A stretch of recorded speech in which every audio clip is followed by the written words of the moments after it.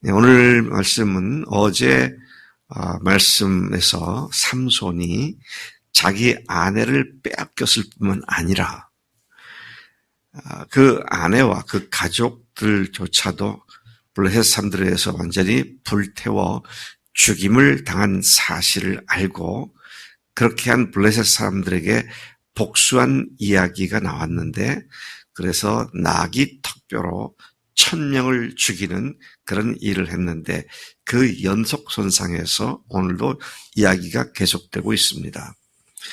어제 우리 본 것처럼 먼저는 여우 300마리를 잡아서 2마리씩 쌍을 이루고 꼬리를 갖다 서로 묶고 그 가운데에다가 회를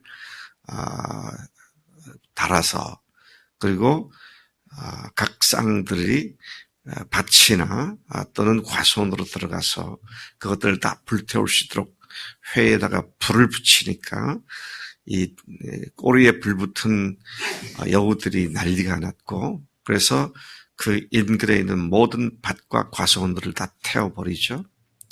자, 그 일로부터 시작해서 그가 숨어 있다가 다시 자기 백성들이 그를 잡아다가 블레셋 사람들에게 넘겨주니 거기에서 그가 1000명을 나귀 턱뼈로 잡아 죽이는 그런 일을 했었음을 보았습니다.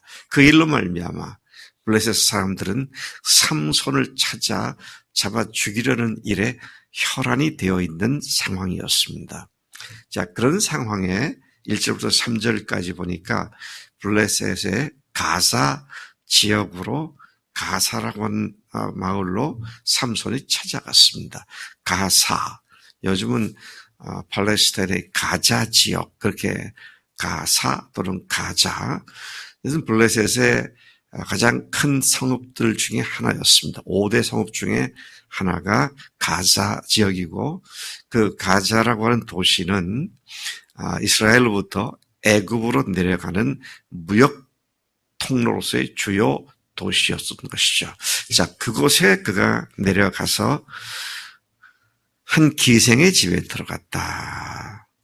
자, 그 사실을 알게 된 블레셋 사람들이 그 집을 에워싸고 밤새도록 성문에 매복해 숨어 있다가 새벽이 되면 그가 그 집에서 나올 때 그를 잡아 죽이려고 계획을 했습니다.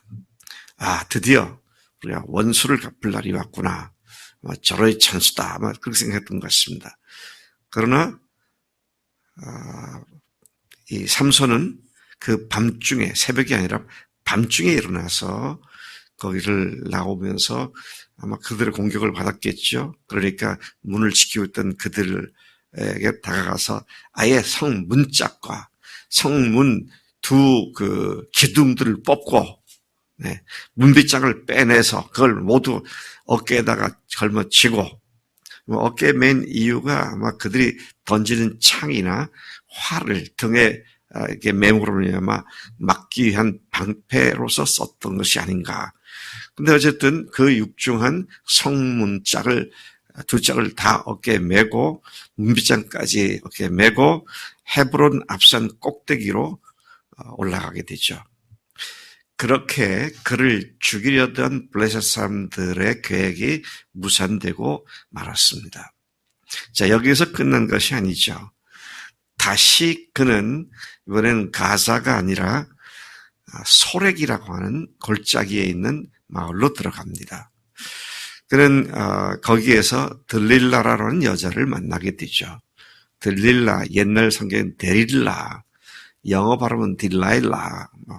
옛날에 우리가 대학교 때 보면 딜라일라에 대한 노래가 있었던 것을 기억하는데, 데릴라, 들릴라입니다.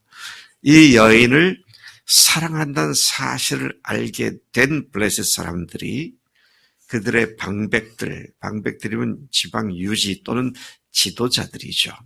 몇 명인지 모르지만 복수로 방백들이 들릴라에게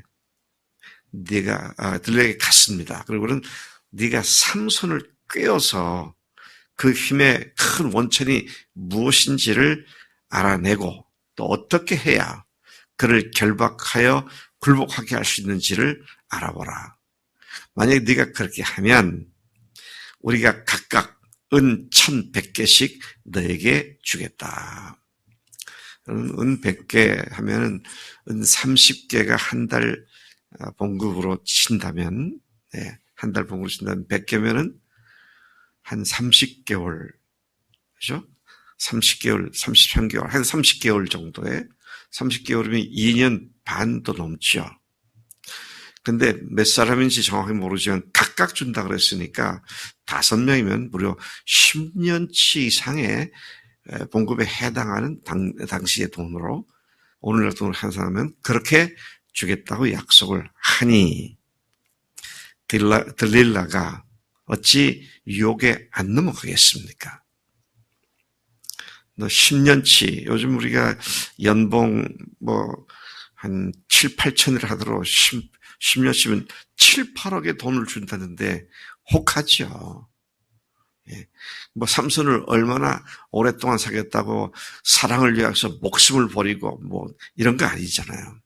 자, 그래서 그가 삼손을 꿰는 일을 합니다. 6절에 보면 들릴라가 삼손에게 요청하지요. 당신의 그 큰 힘의 원천이 도대체 뭐냐? 또 어떻게 하면 당신을 결박해서 꼼짝 못하게 할 수 있겠는가? 말해달라.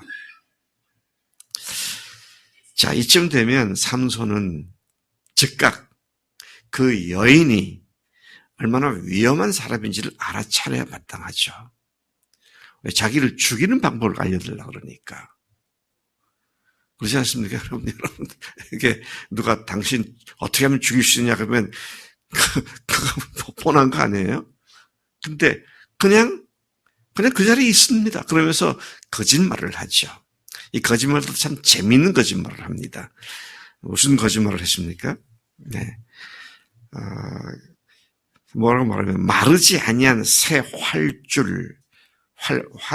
활줄 7으로 7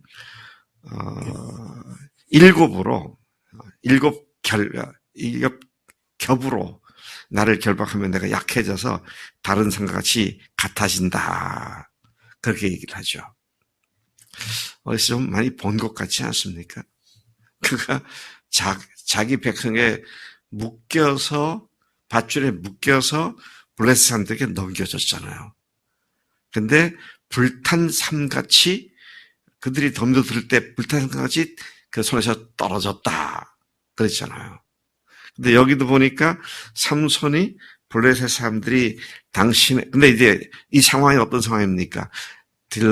들릴라 방 구석에다가 자객을 숨겨놓은 상황입니다. 자, 그래서 그 여인이 그렇게 방백들한테 얘기를 하니까 자객을 숨겨놓고 이제 그를 죽이려고 하는 상황이죠. 자, 그런데 그렇게 이제 활줄 7으로 묶어 놨으니까 이제는 됐구나. 그래서 이 여자가 뭐라고 하냐. 삼손이야. 삼손. 웨이크업. 일어나라고. 블레셋 사람들이 당신에게 들이닥쳤다. 그러나 삼손이 그 줄들을 불탄 삼실같이 끊었고 그의 힘의 근원도 알아내지 못했다. 그리고 분명히 그는 그 자객을 발견했을 것입니다. 소리를 쳤을 때 자객이 튀어나왔겠죠. 그런데 자객이 그를 감당하지 못하고 도망을 쳤거나 죽임을 당했거나 그런 상황이 되고 말았습니다. 이에 들릴라가 삼손에게 앙탈을 부리며 재촉을 합니다. 보라, 당신이 나를 조롱해서 내가 거짓말을 했구나. 자, 무엇으로 당신을 결박할지 이제는 똑바로 말하라고 이렇게 재촉을 하죠. 삼손이 그 여인에게 이렇게 말합니다. 쓰지 않은 새 밧줄들로 나를 결박하면 내가 약해져서 다른 사람들과 같이 같으리라. 자, 그 말을 듣고 또 들릴라가 새 밧줄들로 그를 결박을 하고는 또 소리칩니다. 블레셋 사람이 당신에게 들이닥쳤다. 그러나 결박한 밧줄을 실끈듯 했고 이번에도 그를 죽이려는 사람이 방 안에 매복해 있었다. 자, 이렇게 되면은요, 벌써 두 번째 당한 거 아닙니까? 그러면 삼손이 그 집은 아예 발길도 내지 말아야 할 건데, 아이 미련한 삼손이 또 갑니다. 제가 다시 이렇게 생각을 보면 그 미련함을 통하여서 하나님께서 이스라엘을 블레셋으로 구원하시는, 이렇게 하나님께서 완전히 역전시키고 반전시키시는 하나님인 것을 보게 됩니다. 자, 계속해서 보면 이런 일을 겪은 들릴라가 삼손에게 또다시 앙탈을 부리며 재촉해서 똑바로 말해달라고 그렇게 성화를 부립니다. 자, 이런 일을 안 당하려면요, 삼손이 어떻게 해야 할까요? 가지를 말아야 돼, 가지를 말아야 돼. 네. 그 자리에 계속 찾아서 뭉개고 앉았으니까 이제 이런 일이 생기는 겁니다. 자, 이번에 또 삼손이 대답하는 말이 참 흥미롭습니다. 자, 그런 요청을 받으니까 이제는 뭐라 그럽니까? 내 머리털 7가닥을 배실에 날실에 섞어 짜면 되리라. 와, 진실에 매우 가까운 대답을 하고 있습니다. 머리털로부터 나오는 힘의 원천을 내 머리털을 자르면 된다고 말하지는 않고 그냥 그걸 애둘러서 배틀에다가 바디, 이제 옛날에 그 배틀에 이렇게 앞에 이렇게 손에 잡는 거 있잖아요. 그걸 이렇게 왔다 갔다 하면 날줄에 그게 이제 배실들이 짜지잖아요. 천으로 되잖아요. 근데 거기에다가 당신 머리카락을 같이, 내 머리카락을 같이 넣어서 짜게 되면 내가 꼼짝 못하게 된다. 어디까지 갔어요? 머리털까지 간 겁니다. 시간이 갈수록 점점 무너지게 마련입니다. 네. 참 이런 모습을 보면 인간이 참 미련하게 짝이 없다. 자, 그런데 또 이번에도 그렇게 하고는 보니까 배틀에 그 머리털을 단단히 짜고 그랬습니다. 그리고는 전과 같이 삼손, 블레셋 사람들이 당신에게 들이닥쳤다. 그러니까 잠을 깬 삼손이 배틀째 머리카락으로 짜여진 날씨를 다 빼버렸다 그랬습니다. 참 기가 막힌 일을 당했습니다. 역시 그때도 자객이 밤에 숨어 있는 상황이죠. 같은 일이 반복될수록 빨리 그 여자로부터 벗어나야 했지만 더 빠져들어간 삼손의 모습이죠. 아마도 첫 번째와 두 번째 자신을 묶었던 옛날에 자기를 유대인들이 이스라엘 사람들이 묶었던 그 밧줄을 연상하면서 이런 대답을 한 것 같고, 세 번째는 진실에 더욱 가까워진 이야기를 하는 이런 모습을 보게 되는 것이죠. 여러분, 다시 말씀드리지만 곤경에 빠지지 않기 위한 최선의 방책은 그 자리에 안 가는 것입니다. 그 자리에 그대로 있으면 더욱더 근본적인 문제 가운데로 빠져들어갈 수밖에 없고 결국은 머리털이 비밀인 것을 알릴 수밖에 없는 그런 모습을 우리 여기서 보게 되죠. 여러분 생각해 보세요. 지금 여러분이 있는 그 자리가 혹시 이런 자리가 아닌가, 벗어나고 피해야 할 자리가 아닌가. 물론 하나님의 자녀로서 지금 있는 내 근본 신분과 위치가 그렇지는 않다고 생각할지 모르지만 내 삶에 어떤 자리가 그런 자리가 있는가. 거기만 가면 약해지고 거기만 가면 무너지는 그런 것이 뭔가. 새벽에 기도하러 나오려고 하는데 기도로 나오지 못하게 되는 따뜻한 방이 그 자리인가 생각도 해봐야 되고요. 나를 넘어지게 하는 것이 반복되고 있는 그것이 그냥 그 자리에 누워있다고 한다면 참으로 큰 문제가 아닐 수 없죠. 삼손에게는 여인의 자리가 그 자리였고, 그래서 여러분, 이 삼손은 결국 여인 때문에 망한 사람입니다. 여인 때문에 망한 사람이에요. 참 제가 걱정되는 거는 오늘날 세대가 과거도 그랬지만 오늘날처럼 음란한 세대가 없어요. 저는 우리나라의 지도자들, 정치 지도자들이 여자 문제 때문에 대통령 후보로 나왔다가 넘어진 사람, 서울시장 했다가 떨어지는 사람, 부산시장을 했다가 떠져나간 사람, 또 지금도 후보들 가운데 무슨 여자가 나타나고 뭐가 점이 있네 없네 떠들고, 그래도 백성들은 꿈쩍도 안 해요. 왜? 이렇게 무뎌져 버렸어요. 참 기가 막힙니다. 우리 청년들 말에 다 똑같아요. 이성 문제로 넘어뜨릴 마귀의 전략이 너무 성공하고 있어, 지금. 근데 우리가 그런 것을 음란한 동영상을 본다든지 이런 것들을 그 자리를 피하지 않으면 넘어지게 돼 있어요. 그래서 우리 이런 사실을 참 깊이 생각하면서 하나님 앞에서 성결한 정결한 삶을 살 수 있는 자리에만 찾아가는 우리가 돼야 마땅한 줄로 믿습니다.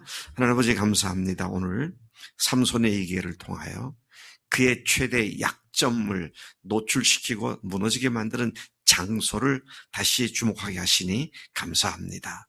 주님께서 우리를 위해 죽으시고 부활하신 하나님이신데 주님을 생각하는 자리, 주님을 예배하는 자리, 주님을 배우는 자리, 주님의 놀라운 경건을 훈련받는 자리가 우리의 자리가 되게 하시고, 죄 지을 수 있는 가능성이 너무도 짙게 깔려있는 자리에 우리가 더 이상 우리의 자리를 펴지 않도록 하나님 결단과 함께 주님 앞에 반드시 서는 우리가 되도록 역사해 주옵소서. 감사합니다. 오늘도 그렇게 살겠습니다. 예수님의 이름으로 기도했습니다. 아멘. 아멘.